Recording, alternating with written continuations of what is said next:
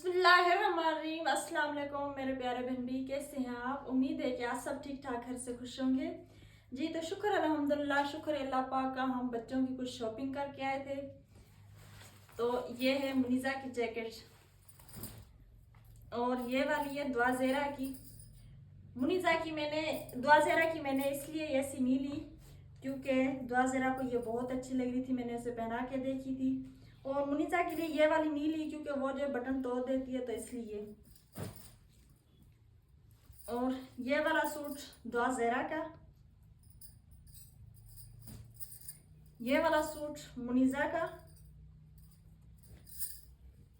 ये वाला सूट भी मुनीज़ा के लिए, और माशाल्लाह ये वाला सूट दुआज़ेरा के लिए।